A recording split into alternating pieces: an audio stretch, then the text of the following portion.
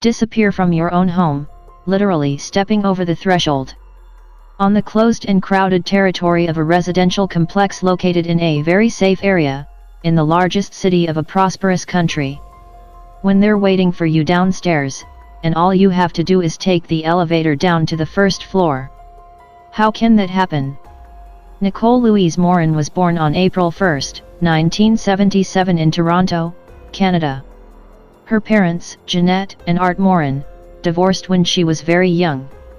Nicole lived with her mother on the 20th floor of one of the condominium buildings, a giant residential complex consisting of 2 apartment buildings, with its own territory, swimming pools, playgrounds, sports and entertainment areas. The girl's father paid for Jeanette and Nicole to live in such a house.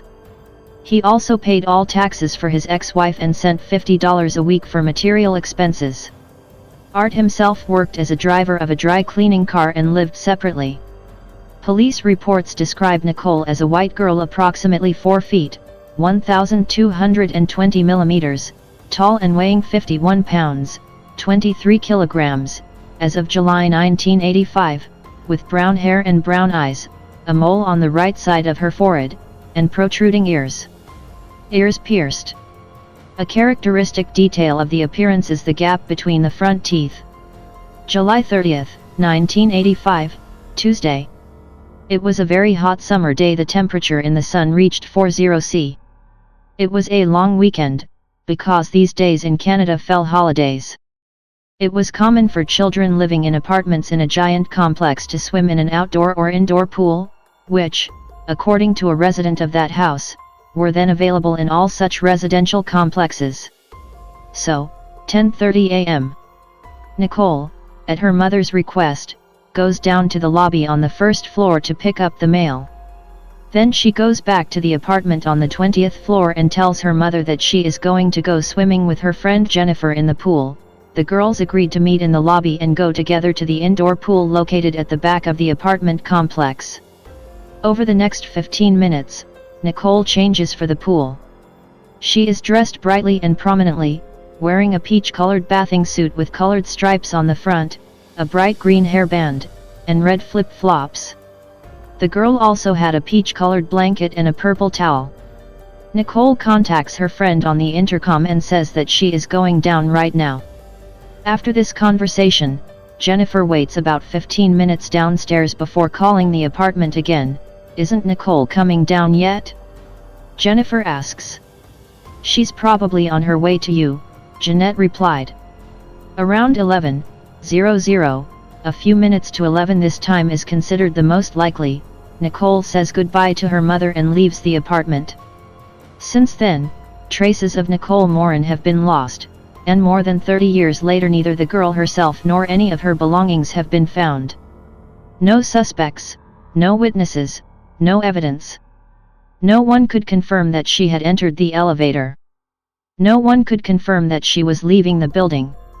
It is known that the elevator arrived on the 20th floor, made a stop, then began to go down. "I made another stop on the intermediate floor. Then I went downstairs, the elevator doors opened in the lobby and no one was inside." Later, in an interview, Jeanette Morin will say, "Around 3 o'clock in the afternoon, I suddenly realized that something was wrong. I was suddenly shivering. I kept telling myself that she was just playing with someone and had forgotten about time. About 6 o'clock in the evening I could no longer restrain my feelings. I called the police. The police believe that Nicole was abducted by someone who was in the building at the time." On the day of Nicole's disappearance, police searched all the apartments in both of the 2 buildings in the complex. If the owner could not be reached, or was not at home, the doors were opened by force. In at least 10 apartments, the police opened the door locks themselves. In one case, it was even necessary to use a crowbar. The door was simply removed from its hinges. Now in the network in the open access there is a list of surnames and names of residents of that house at the time of Nicole's disappearance, part of them, with apartment numbers. This list is very long. I'm afraid that it will take up a significant part of the post here, and the topic will become unreadable. The list will tear it apart. All residents from this list are checked by the police, and they are also being closely watched by family sympathizers who want to help in the search. In the first days, more than 5,000 people were interviewed. Of the suspicious unidentified persons seen in the lobby that day, only a certain blonde woman is noted, who allegedly held a large notepad in her hands and was waiting for someone, periodically writing something down or reading from a notepad. It is not known what the woman did, what time, and where she went from the lobby. A sketch was made and a long search was made, but her identity was never established. It had to be someone from the same house, Toronto Police Department Superintendent Tony Warr said in an interview. The chances that there was a stranger in that elevator are very slim. The police still believe that Nicole was abducted either on her 20th floor or in an elevator, and she never got out of the lobby. The Morin family spent the next few years constantly searching. Private detectives were hired, residents of the building were repeatedly interviewed, the neighborhood was combed, the police considered all anonymous letters and calls, and studied in detail all the information received. But all these measures did not give a single clue. "I know someone killed her. I just feel it," Jeanette Morin said on August 1, 1985. Neighbor Nicole recalls that on the day of the disappearance and in the following days, the house was constantly visited by police, in huge numbers. "I remember very well how the day after Nicole disappeared, I was sitting in the pool at the house, and the police were combing the territory of the condominium, shoulder to shoulder. They searched our entire house, all our cars. They checked every nook and cranny. In the parking lot they could see all the way to the small area, forced the owner to open the car and inspected every inch." Art Morin is obsessed with finding his daughter to this day. "This is a burden on the soul, and with each passing year it will become heavier," says Art.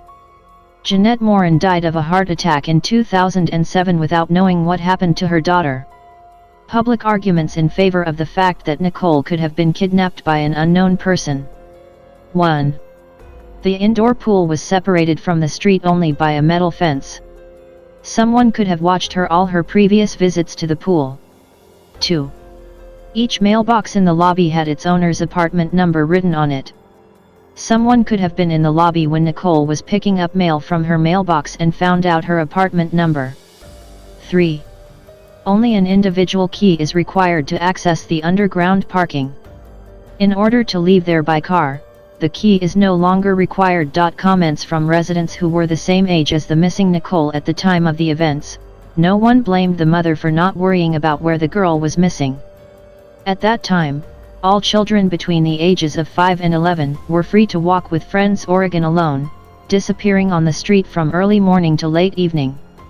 "My parents never worried about me, and no one would have thought to worry until Nicole disappeared. The girl who was waiting for Nicole downstairs didn't call again and say that Nicole never showed up. Why would a mother start worrying? Children usually take a long bath." Comment of a neighbor. Nicole, who was 18 years old on the days of the events, "In the heat, we sat in the pool from noon, when the pool opened, until late in the evening, returning home only for dinner, and then went back to the pool and went home only when the street lights went out. It was a completely different time." 4. It is likely that either the kidnapper was interested in Nicole, or he was near Nicole, otherwise he could track down and kidnap Jennifer from the lobby, a girl of Nicole's age and friend.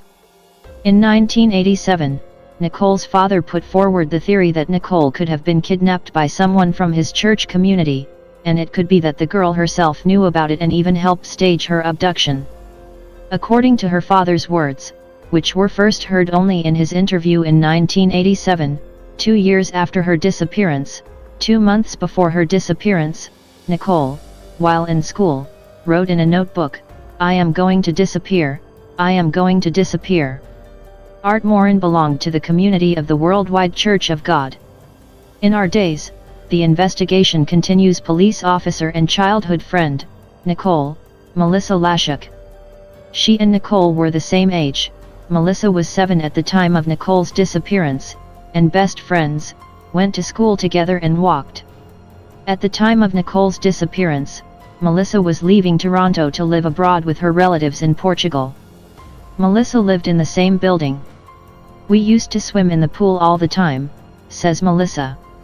Either I went up to her on the 20th floor, or she came down to me and waited for me at the elevator, and then we went down together. If I had been at home instead of in Portugal at that time, it is quite possible that I would have been in the place of the missing Nicole. I pray that this case was solved, says Melissa Lashuk. This knowledge would give me some comfort. If I knew what happened to her,